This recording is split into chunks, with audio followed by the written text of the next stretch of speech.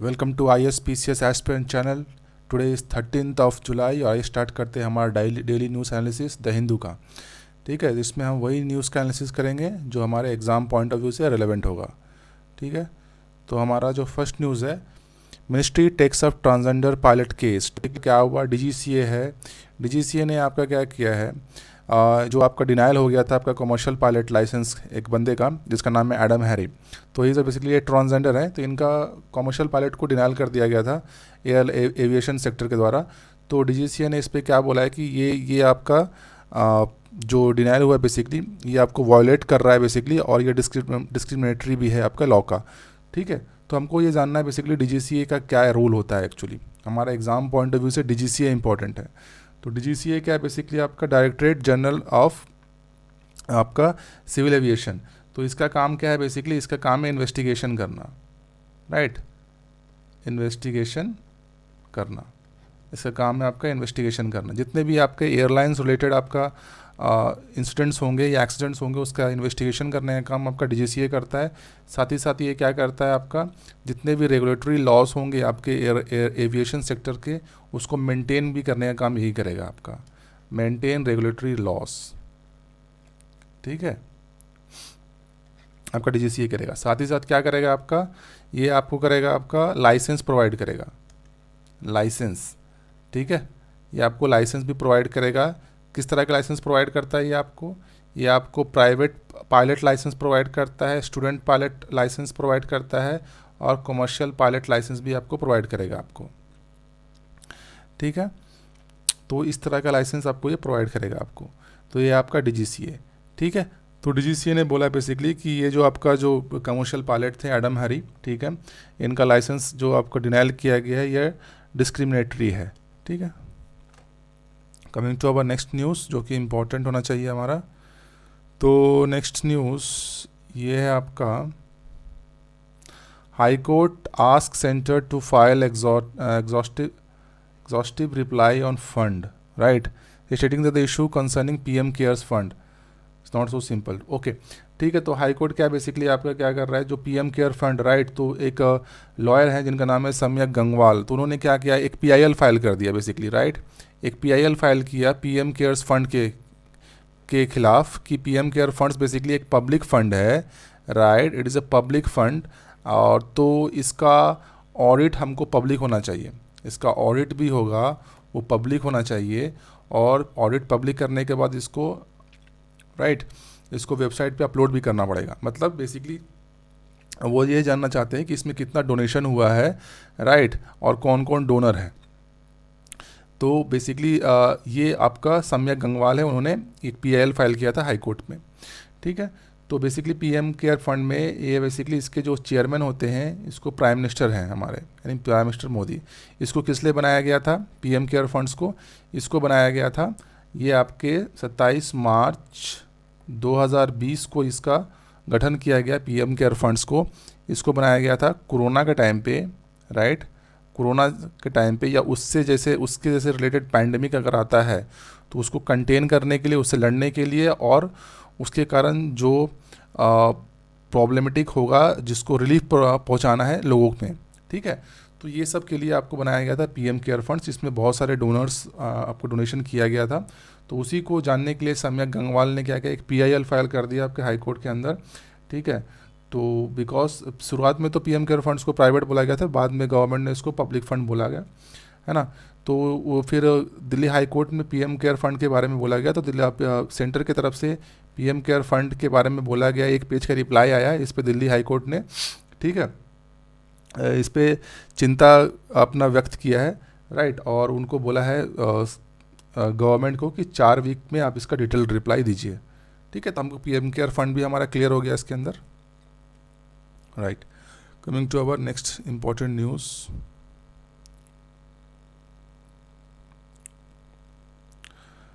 यहाँ पे नहीं है। ठीक है, और एडिटोरियल्स है, बेसिकली हमारा वीकली एडिटोरियल्स आता है, weekly editorial, right. Weekly editorials में हम कवर करते हैं जो भी इम्पोर्टेंट, एक वीक के अंदर जो भी इम्पोर्टेंट एडिटोरियल्स होगा जो कि एग्ज़ाम पॉइंट ऑफ व्यू से रिलेवेंट होगा, बस उसी एडिटोरियल को हम लोग कवर करेंगे। तो यहाँ पे हम लोग एडिटोरियल को कवर नहीं कर रहे हैं।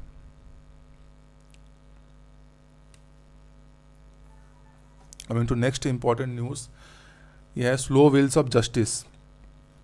ठीक है, तो ये आपका जो न्यूज़ है इसको पूरा ग्राफ के साथ इसमें बताया गया है, तो इसको हम लोग जानते हैं कि क्या इसमें बताया गया, राइट।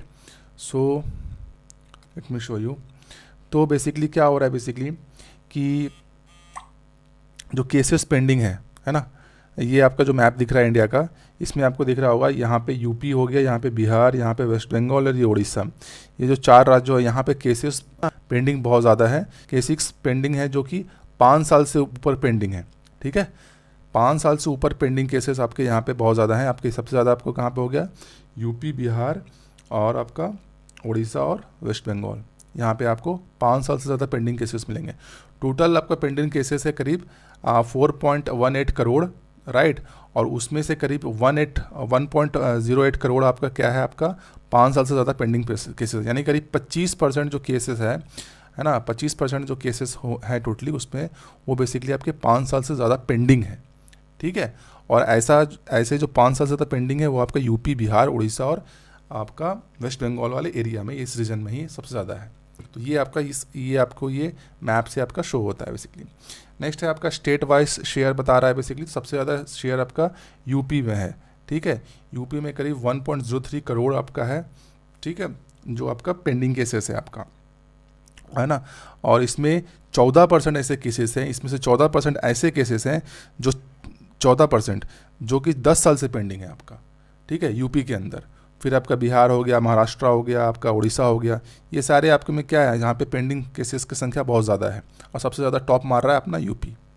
ठीक है, coming to next, piling up cases. ठीक है, अब केसेस का पाइल हो रहा है। सबसे ज़्यादा पाइलिंग कहाँ पे हो रहा है आपको, आप यहाँ पे देखिएगा, ये वाले एरिया रीजन है आपका। ठीक है, ये आपका हिमाचल प्रदेश, हरियाणा, दिल्ली, ठीक है, केरला वाला रीजन। ठीक है, तो ये सारे रीजन में केसेस आपके पाइल अप हो रहे हैं, यानी कि आपको बोल रहे हैं कि हर साल आना केसेस यहाँ पे बढ़ रहे हैं बेसिकली, लेकिन उस हिसाब से यहाँ पे केसेस सॉल्व भी हो रहे हैं, राइट, है ना। तो इसको बोल रहे हैं यहाँ पे पाइलिंग केसेस, यानी केसेस की संख्या यहाँ पे ज़्यादा है। और ये सारे जो रीजन देख रहे हैं आप, यहाँ पे केसेस की संख्या कम है, राइट, यहाँ पे केसेस की संख्या कम आ रही है, लेकिन यहाँ पे पेंडिंग केसेस की संख्या बहुत ज़्यादा है। पेंडिंग के केसेस की संख्या यहाँ इधर बहुत ज़्यादा है, और ये इन सारों में आपका क्या हो रहा है, केसेस बहुत ज़्यादा आ रही हैं। ठीक है, लेकिन उस हिसाब से वहाँ पे क्या हो रहा है, केसेस को सॉल्व भी किया जा रहा है, केसेस को, है ना, रिजॉल्व भी किया जा रहा है वहाँ पे। कमिंग टू मैप 4, यहाँ पे चार्ट में देखिए ग्राफ में, ठीक है, डिलेस ऑन लेंथ। तो ये वाले जो आपका वर्टिकल हो गया, वर्टिकल में हो गया percentage of cases older than 5 years. तो ठीक है, तो percentage of cases older than 5 years हमने पहले ही देखा है कि ये जो रीज़न है आपका यूपी, वेस्ट बंगाल, बिहार और उड़ीसा, ये वाली जो रीज़न मैं बार बार बोल रहा हूँ आपको, यहाँ पे सबसे ज़्यादा आपको जो केसेस है आपका 5 साल से ज़्यादा पेंडिंग केसेस है यहाँ पे। और ये वाली रीज़न जहाँ पे पेंडिंग केसेस 1 लाख पॉपुलेशन पे, यानी कि पॉपुलेशन के हिसाब से पेंडिंग केसेस हैं, तो वो आपका ये वाले जो रीज़न है आपका, ठीक है, ये जो एरिया है हिमाचल प्रदेश, केरला, दिल्ली, हरियाणा, जो हमने पहले ही नोट कर लिया था, हिमाचल प्रदेश, दिल्ली, हरियाणा यहाँ पे, केरला यहाँ पर आपका।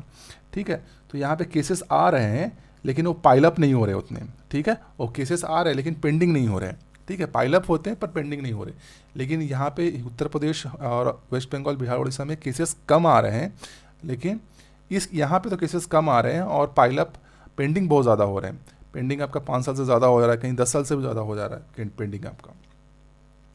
ठीक है, कमिंग टू 5, है ना, इसमें ये क्या शो कर रहा है आपका कि वैकेंसी शो कर रहा है आपका कि जो जजेस का वैकेंसी आपका कितना है बेसिकली। तो यहाँ पे देखिए आपका यहाँ पे टोटल वैकेंसीज है बेसिकली, और ये बता रहा है कि शेयर क्या है, यानी जितना स्ट्रेंथ है उसमें वैकेंसीज का शेयर कितना है। तो ये आपका मैप पूरा शेयर कर रहा है, आपको शो कर रहा है बेसिकली। तो यहाँ पे यूपी है, यूपी इसमें टॉप है बेसिकली। इसमें आपको क्या है बेसिकली, इसमें करीब हज़ार आपका जुडिशियल वैकेंसीज है आपके लोअर कोर्ट्स में। ठीक है, और उसमें जो शेयर ऑफ वैकेंसीज हैं, टोटल जो सैंक्शन स्ट्रेंथ है उसका 30% है, 30% उसका सैंक्शन स्ट्रेंथ है, और टोटल जो वैकेंसी जुडिशियल वैकेंसी है वो आपका 1000 के करीब है।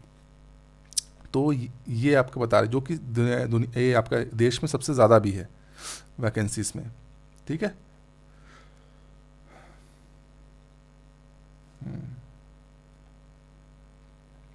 वैकेंसीज है आपका 1000, लेकिन शेयर है सिर्फ उसका 30।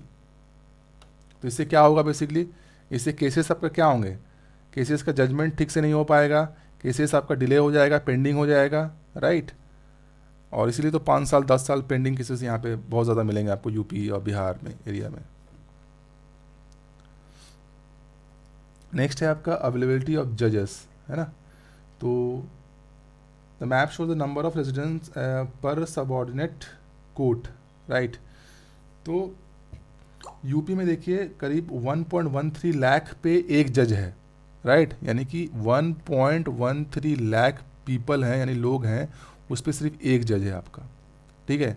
बिहार में भी लगभग वैसा ही 1 लाख पे एक जज है, यहाँ पे 82,000 पे है, यहाँ पे 60,000 पे है, यहाँ पे भी आपको तेलंगाना में भी 1 लाख पे एक जज है।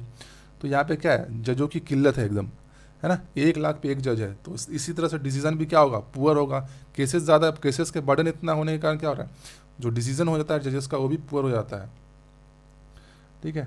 नेक्स्ट है आपका ओवर क्राउडेड प्रिजन्स में आपको ना भीड़ बहुत ज़्यादा, ओवर क्राउडेड हो चुका है। यहाँ पे यूपी में देखिए 177% है ये, यानी कि, है ना, 100% होना चाहिए था, 100% से कम होना चाहिए था, यहाँ पे 100% से ऊपर हो चुका है, 177% हो चुका है, यानी कि, ठीक है। उत्तर प्रदेश में सबसे ज़्यादा है आपका क्राउडिंग, यानी कि जेल पूरा के पूरा भर के 177% हो चुका है यहाँ पर, ठीक है। मोस्टली ऐसा देखा जाए तो 17 ऐसे स्टेट्स हैं, बेसिकली 17 स्टेट्स हैं इंडिया में जहाँ पे 100% से ऊपर हो चुका है ना। प्रिजन में जो कैदियों की संख्या 100% से ऊपर हो चुका है, वो 17 ऐसे स्टेट्स हैं, ठीक है। और अभी ये भी देखने को मिला है बेसिकली जो अंडर ट्रायल शेयर होता है, अंडर ट्रायल मतलब जिसका ट्रायल अभी बाकी है, ठीक है, जो कस्टडी में है लेकिन उसका ट्रायल अभी तक नहीं हुआ है, उसको बोलते हैं अंडर ट्रायल। तो उसका भी शेयर आप देखोगे तो वो भी आपका बड़ा है, यानी कि 2010 से और 2020 के अगर हम देखें तो ये एकदम कॉन्स्टेंटली ये बढ़ रहा है आपका, कहीं भी घटने का नाम नहीं लिया है, बढ़ ही रहा है आपका, ठीक है।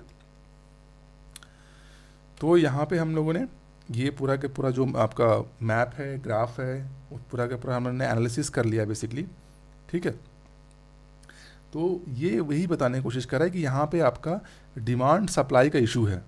क्या इशू है आपका, demand and supply, demand and supply का इशू है। डिमांड एंड सप्लाई का इशू कैसे है, तो अगर हम केरला की बात करते हैं, दिल्ली, हरियाणा, है ना, हिमाचल प्रदेश की बात करते हैं, तो वहाँ पे केसेस तो आ रहे हैं, राइट, केसेस आते हैं, लेकिन जो पेंडिंग केसेस की संख्या कम है। केसेस आ रहे हैं लेकिन वो पेंडिंग नहीं हो पा रहे हैं, पेंडिंग आपका 25% से कम पेंडिंग हो रहा है, इसलिए इसका मतलब क्या है, वहाँ पे डिमांड साइड इशू है, ठीक है।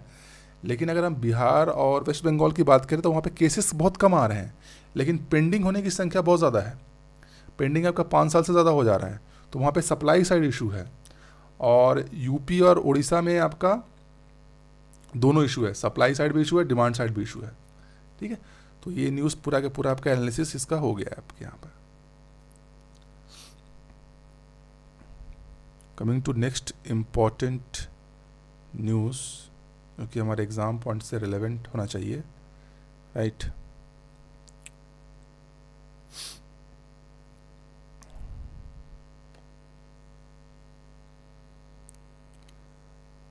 इंडिया ब्राज़ील नेवीज में कोलैबोरेट सून, राइट। तो हाँ, इंडिया ब्राज़ील क्या करने वाले हैं, ये एक साथ आने वाले दोनों कंट्रीज़ के नेवीज़, और ये स्कॉर्पियन सबमरीन्स के मेंटेनेंस पे काम करेंगे बेसिकली दोनों मिल करके, ठीक है। इसमें ज़्यादा कुछ है नहीं।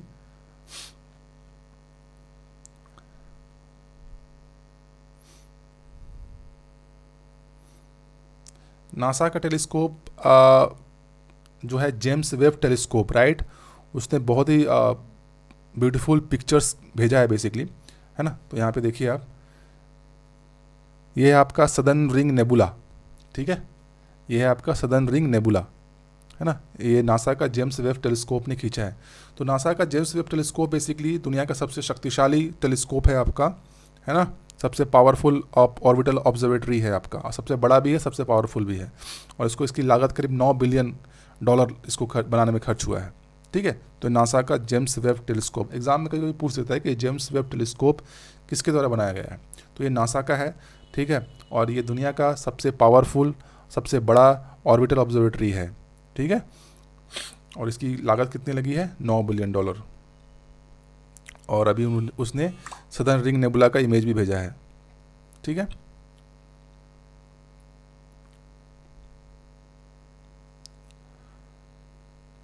तो इस न्यूज़ एनालिसिस में बस इतना ही है।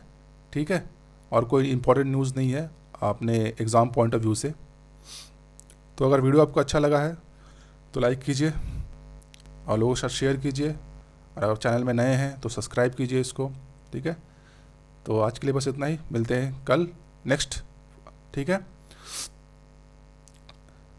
तो थैंक यू, धन्यवाद, जय हिंद।